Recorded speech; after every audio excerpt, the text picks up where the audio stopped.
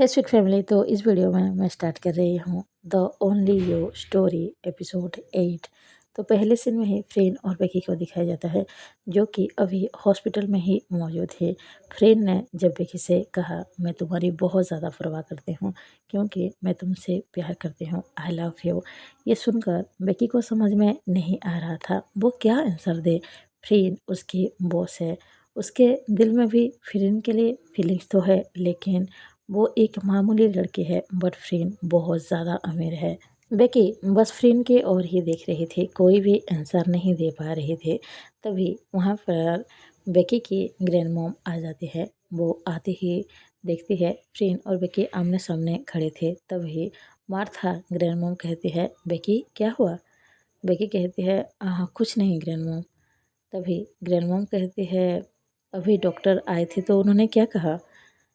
Friend कहती है, doctor ने कहा है कि हम एमिली को अभी यहाँ से ले जा सकते हैं क्योंकि अभी इसको ट्रीटमेंट की बहुत ज़्यादा ज़रूरत है और यहाँ पर उसका अच्छे से ट्रीटमेंट नहीं हो पाएगा, तो इसको हमें ले जाना पड़ेगा। और मैं चाहती हूँ एमिली और रिची भी मेरे साथ ही मेरे हाउस में रुके, वहाँ पर रहे, क्योंकि मुझे पता है बेकी के उस शहर में कोई है भी नहीं, तो मेरे घर में ये दोनों ही रह सकते हैं बेकी के साथ। और अगर हम वहाँ पर एमिली को रखेंगे तो वहाँ बहुत बड़े हॉस्पिटल है, मेरे खुद का हॉस्पिटल है, वहाँ पर बड़े बड़े डॉक्टर हैं जो एमिली को जल्दी रिकवर करने में मदद करेंगे और इसके लिए ये बहुत अच्छा होगा।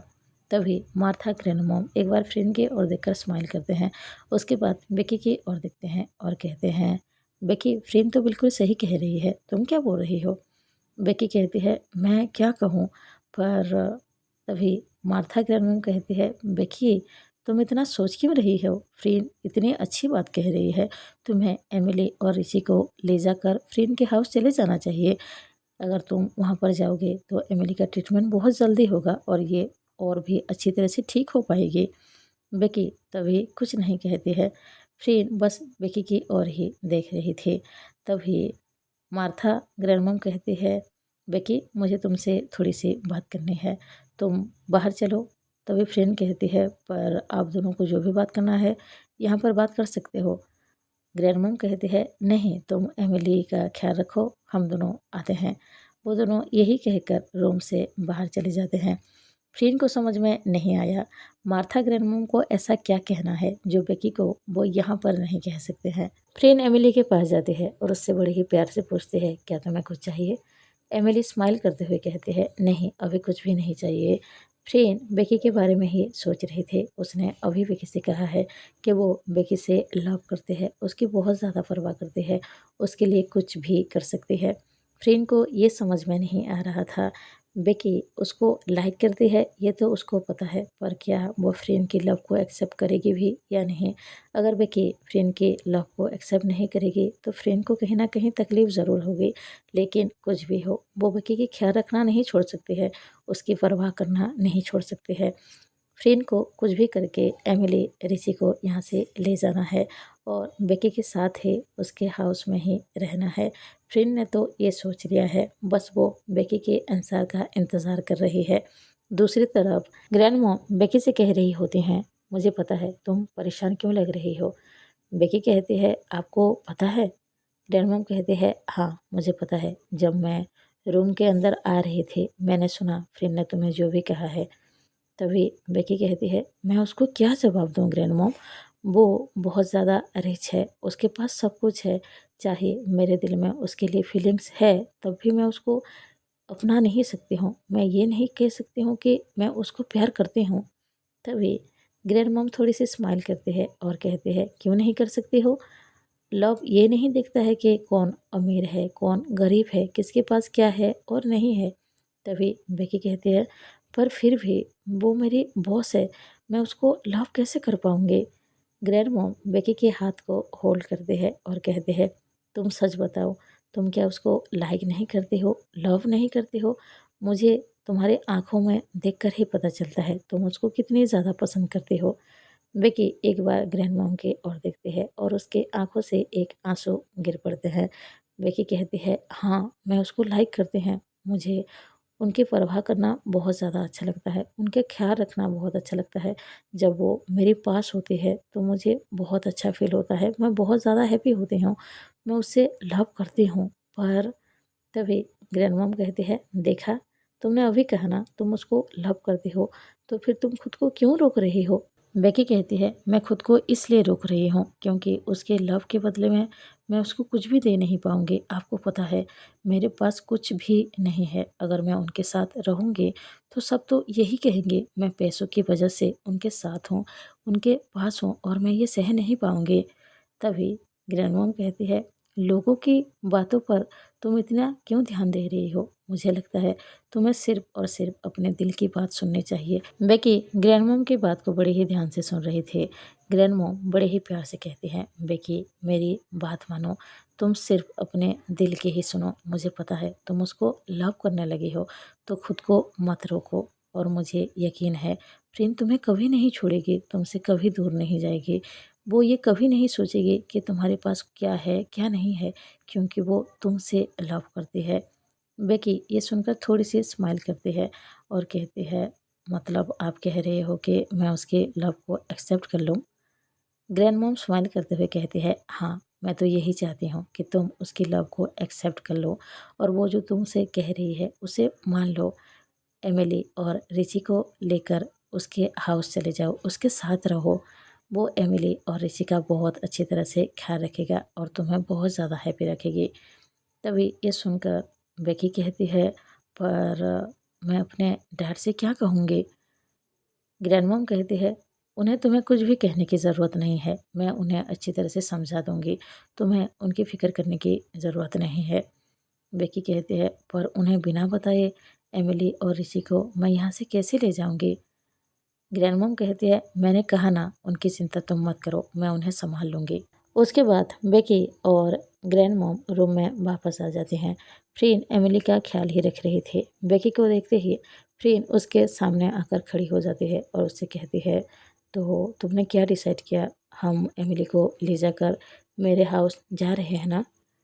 बेकी थोड़ी सी स्माइल करती है और कहती है, हाँ, हम आपके हाउस ही जाएंगे और एमिली भी हमारे साथ ही जाएगी। फ्रीन जैसे ही ये सुनती है बहुत ही ज़्यादा हैप्पी हो जाती है। बेकी फाइनली मान गई, वो एमिली को यहाँ से ले जा सकते हैं और बेकी भी फ्रीन के साथ ही रहेगी। अब फ्रीन को लगने लगा है कि वो उसकी लव को भी ज़रूर एक्सेप्ट कर लेगी। उसके बाद फ्रीन टी के साथ बात करते हैं और एमिली को यहाँ से ले जाने के लिए तैयार होती है। कुछ देर बाद फ्रीन, बेकी, एमिली और रिची गाड़ी में बैठे हुए थे। बेकी अपने ग्रैंडमॉम को बाय कह रही थी। ग्रैंडमॉम कहती है, बेकी, एमिली का ध्यान रखना और अपने भी ध्यान रखना। बेकी स्माइल करते हुए कहती है, आप भी अपना ध्यान रखिएगा और डैड को संभाल लीजिएगा। ग्रैंडमॉम कहती है, तुम बिल्कुल भी फिक्र मत करना, मैं खुद का भी ख्याल रखूँगी और तुम्हारे डैड को भी संभाल लूँगी। वो यही कहते हुए बाय कहते हैं। कुछ घंटे के ड्राइव के बाद फ्रीन के हाउस में वो सब पहुंच जाते हैं। वो चारों ही जैसे ही घर के अंदर जाते हैं तभी रिची और एमिली हाउस को अच्छे से देख रहे थे। उनके फेस पे स्माइल थी। रिची बेकी से पूछता है, ये फ्रीन का हाउस है? बेकी कहती है, हाँ, ये फ्रीन का ही हाउस है। वो दोनों ही बहुत ज़्यादा स्माइल कर रहे थे क्योंकि रिची और एमिली ने कभी भी इतना बड़ा हाउस नहीं देखा था। उन दोनों को हैप्पी देखकर फ्रेंड के फेस पे भी स्माइल थे। वो एमिली से कहती है, तुम्हें ये घर पसंद आया? एमिली स्माइल करते हुए कहती है, हाँ, ये बहुत ज़्यादा खूबसूरत है और बहुत बड़ा है। मैंने आज तक कभी भी ऐसा घर नहीं देखा था। फ्रेंड स्माइल करते हुए कहती है, अब तुम हर रोज़ ये बड़े घर देखोगे क्योंकि तुम और तुम्हारा ब्रदर ऋषि यहीं पर रहने वाले हो। एमिली जैसे ही ये सुनती है वो बहुत ज़्यादा हैप्पी हो जाती है। फ्रेंड को हग कर लेते हैं और कहते हैं, आप सच बोल रहे हो? फ्रेंड स्माइल करते हुए कहती है, हाँ, मैं सच बोल रही हूँ। अब चलो मैं तुम्हें तुम्हारी कमरा दिखा दूँ और ऋषि का भी कमरा देखना है। वो यही कहते हुए उन दोनों को ले जाकर एक रूम में पहुँचती है। बेकी भी उन तीनों के साथ ही थे। वो अपने ब्रदर और सिस्टर को देखकर बहुत ज़्यादा हैप्पी हो रही थे। उसने कभी भी रिची और एमिली के फेस पे इतनी बड़ी स्माइल नहीं देखा था, इसीलिए उसको भी बहुत अच्छा लग रहा था। जैसे ही उस रूम को देखते हैं रिची और एमिली बहुत ही ज़्यादा खुश हो जाते हैं, क्योंकि उस रूम को बहुत अच्छी तरह से सजाया गया था। ठीक वैसे ही जैसे बच्चों को पसंद आता है, वहाँ पर एक ब्यूटीफुल बेड रखा गया था और ढेर सारा टॉय रखा गया था ताकि बच्चों को पसंद आए। फ्रेंड स्माइल करते हुए कहती है, तुम्हें तुम्हारा रूम पसंद आया? एमिली बहुत ही ज़्यादा खुश हो जाती है, वो फ्रेंड को हग कर लेती है और कहती है, ये रूम बहुत अच्छा है। फ्रेंड बस एमिली की फेस को देख रहे थे, उसको अच्छे से पता चल रहा था एमिली कितनी ज़्यादा हैप्पी है। बेकी स्माइल करते हुए कहती है, एमिली अब तुम रेस्ट करो, बहुत दूर से आए हैं ना। एमिली स्माइल करते हुए कहती है, ठीक है। एमिली जाकर बेड पे लेट जाती है। तभी फ्रेंड कहती है, ऋषि तुम्हें अपने सिस्टर के साथ इस रूम में रहना है या फिर कोई और रूम में रहना है? ऋषि स्माइल करते हुए कहता है, मुझे इसी रूम में ही रहना है, मुझे अपने सिस्टर का ध्यान जो रखना है। बेकी ये सुनते ही स्माइल करती है और कहती है, मेरा ब्रदर बहुत ज़्यादा समझदार है। फ्रेंड कहती है, ठीक है, तुम्हें अगर यहीं रुकना है तुम इसी रूम में ही रहना। वो दोनों ही उस रूम में आराम करते हैं। फ्रेंड और विकी बाहर चले जाते हैं। फ्रेंड ने पहले से ही कॉल कर कर अपने एक सर्वेंट को कह दिया था कि वो इस हाउस की अच्छी तरह से साफ़ सफाई कर दे और एक रूम इस तरह से रेडी करे जैसे बच्चे रह सके, और उसी तरीके से ही उस हाउस को साफ़ सुथरा किया गया था और उस रूम को भी ऐसे ही सजाया गया था। फ्रेंड अब चाहती है विकी ज़्यादा काम ना करे, यहाँ पर और 2 पर्सन रहे जो कि इस घर का हर एक काम करे। फ्रेंड बेकी के हाथ को होल्ड करते हैं और कहते हैं, बेकी मेरे रूम में चले? बेकी उसको हाँ कहती है। कुछ देर बाद ही दोनों फ्रेंड के रूम में थे। फ्रेंड अंदर से डोर को लॉक कर देती है और जाकर बेकी को हक कर लेती है। बेकी बड़े ही प्यार से कहती है, आप बहुत ज़्यादा थक गए हैं? फ्रेंड कहते हैं, हाँ मैं बहुत ज़्यादा थक गई हूँ, मैं कुछ देर तक ऐसे ही तुम्हें हक करके रख सकती हूँ? बेकी बड़े ही प्यार से कहती है, हाँ आप जब तक चाहें तब तक मुझे ऐसे ही हक करके रख सकते हो। बेकी कुछ देर बाद कहती है, अगर आप ज़्यादा थक गए हो तो आप आराम करो, मैं आपके लिए कुछ खाना बना देती हूँ। फ्रेंड उसकी ओर देखती है और कहती है, तुम भी तो थक गई हो, तुम आराम नहीं करोगी? बेकी कहती है, मैं भी आराम करूँगी पर कुछ देर बाद, आपके लिए मैं कुछ बना दूँ? फ्रेंड कहती है, मुझे अभी कुछ नहीं चाहिए, मुझे तुम चाहिए, मैं चाहती हूँ तुम मेरे पास रहो। बेकी स्माइल करते हुए कहती है, मैं आपके पास ही हूँ, मैं कहाँ जा रही हूँ? फ्रेंड उसकी और भी ज़्यादा क्लोज आ जाते हैं और कहती है, मैंने तुम्हें जो हॉस्पिटल में कहा था तुम्हें याद है ना? बेकी स्माइल करते हैं, उसकी क्लोज आते हैं और बड़े ही प्यार से फ्रेंड के चीक पर एक किस करते हैं और कहते हैं, मुझे याद है आपने मुझे क्या कहा था। तभी फ्रेंड बेकी के हाथ को होल्ड करते हैं और कहते हैं, तो क्या तुम कोई जवाब नहीं दोगी? बेकी स्माइल करते हुए कहती है, अभी तो मैंने आपको जवाब दिया। फ्रेंड कहते हैं, मतलब? बेकी स्माइल करते हैं और फिर से फ्रेंड के चिक पर एक प्यारी सी किस करते हैं और कहती है, ये है मेरा जवाब, मैं भी आपको बहुत ज़्यादा लाइक करती हूँ, मैं भी आपसे बहुत ज़्यादा लव करती हूँ, मुझे भी आपके पास ही रहना है। फ्रेंड जैसे ही बेकी की ये बात सुनते हैं, उसके फेस पे बड़ी सी स्माइल आ जाती है। वो बेकी को टाइटली हग कर लेते हैं और कहते हैं, thank you Becky, thank you so much मेरे लव को एक्सेप्ट करने के लिए। बेकी फ्रेंड के फेस के सामने आती है और कहती है, थैंक यू फ्रेंड मुझसे प्यार करने के लिए।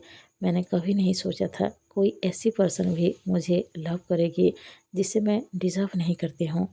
तभी फ्रेंड कहती है, देखिए तुम ये क्या बोल रही हो, तुम एक ऐसी पर्सन हो जिसे तो बेस्ट पर्सन मिलनी चाहिए।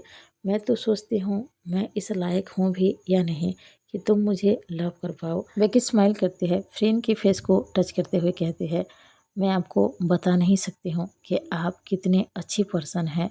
मैंने कभी सोचा भी नहीं था मेरे लाइफ में कोई ऐसी पर्सन आएगी जो मेरे लाइफ को खुशियों से भर देगी, मेरे ब्रदर और सिस्टर का इतना ज़्यादा ख्याल रखेगी। बट आप वो पर्सन हो जो मेरे बारे में सोचते हो, मेरे भाई बहन के बारे में सोचते हो। मैं आपको बता नहीं सकती हूँ मैं आपके लिए क्या फ़ील करती हूँ। तभी फ्रेंड स्माइल करती है और विकी की और भी ज़्यादा क्लोज आ जाते हैं और कहती है, विकी तुम मुझे लव करती हो, मुझे इससे ज़्यादा और कुछ भी नहीं चाहिए। बस तुम मेरे पास रहो, मैं तुम्हारे लिए वो सब कुछ करूँगी जो तुम चाहोगी। बस तुम मुझसे कभी दूर मत जाना। बेकी स्माइल करते हुए कहती है, मैं आपसे कभी दूर नहीं जाऊंगी और आप भी मुझे प्रॉमिस करो, आप मुझसे कभी दूर नहीं जाओगे, ऐसे ही मुझे लव करोगे। फ्रेंड भी प्रॉमिस करती है कि वो बेकी को छोड़कर कभी नहीं जाएगी और उसको ऐसे ही लव करती रहेगी। फ्रेंड बेकी के क्लोज जाती है और उससे कहती है, क्या मैं तुम्हें किस कर सकती हूँ? बेकी स्माइल करते हुए कहती है, हाँ आप मुझे किस कर सकते हो। फ्रेंड अपने लिप्स को ले जाकर बेकी के लिप्स के ऊपर रखती है और उसको एक सॉफ्ट किस करती है। उसके बाद बेकी भी उसके किस के रिप्लाई में किस करती है। वो दोनों पहले सॉफ्ट किस कर रहे थे, उन दोनों का सॉफ्ट किस धीरे धीरे पैशनेट किस में बदल जाता है। दोनों एक दूसरे के बहुत ज़्यादा क्लोज थे, एक दूसरे को किस कर रहे थे, दोनों ही बहुत ज़्यादा हैप्पी थे। और यहाँ पर ही ये एपिसोड एंड होता है। मिलते हैं नेक्स्ट एपिसोड में। अगर आप सबको ये एपिसोड अच्छा लगा हो प्लीज़ लाइक कीजिए, अगर कोई नया हो तो ज़रूर सब्सक्राइब कीजिए। कमेंट बॉक्स में प्लीज़ लिख के बताइएगा आप सबको वीडियो कैसा लगा। Bye bye, thank you.